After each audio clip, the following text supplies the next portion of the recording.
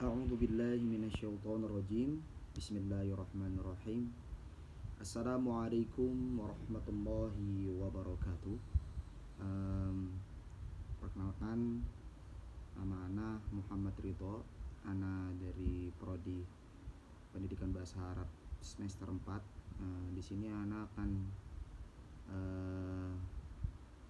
menjelaskan atau membacakan tugas dari Ustadz Hadi yang berkenaan dengan kedudukan akal dalam Islam dan pentingnya pendidikan Islam untuk generasi yang berkarakter mulia.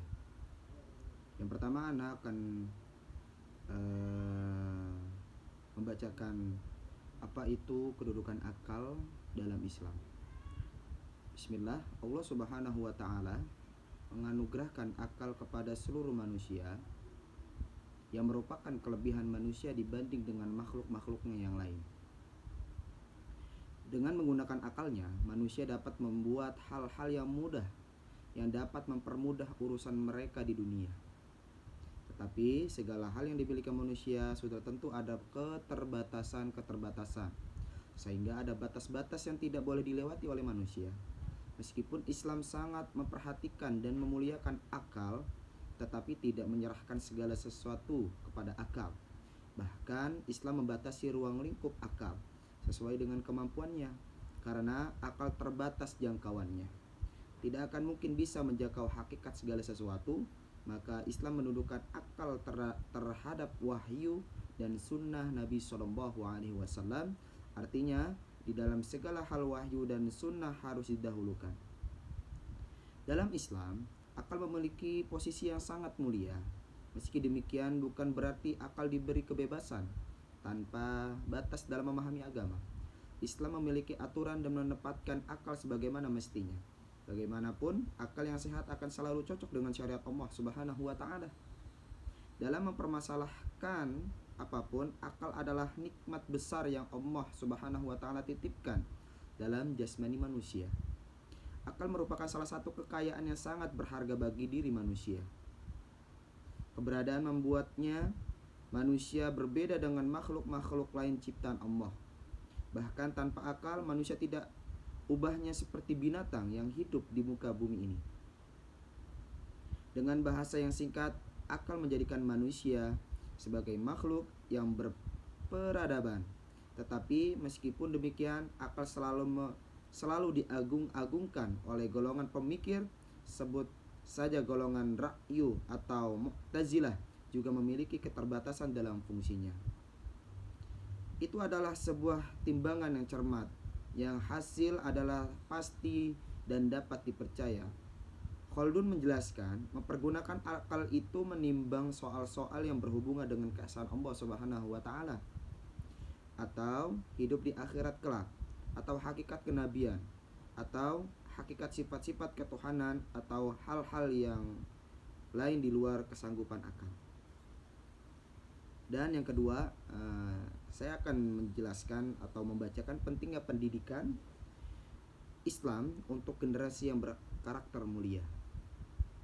Pendidikan adalah salah satu aspek terpenting dalam kehidupan manusia. Bagi umat Islam, pendidikan bukan hanya sebatas transfer pengetahuan, tetapi juga merupakan proses membentuk karakter dan kepribadian yang sesuai dengan ajaran Islam. Dalam Al-Quran dan hadis, banyak sekali anjuran untuk menuntut ilmu dan mempersiapkan generasi muda dengan baik, agar mereka dapat menjadi pemimpin yang bijaksana dan bertanggung jawab. Pentingnya pendidikan Islam. Dalam Islam sangat menekankan pentingnya pendidikan. Rasulullah SAW bersabda, menuntut ilmu adalah kewajiban bagi setiap muslim. Hadis riwayat Ibnu Majah.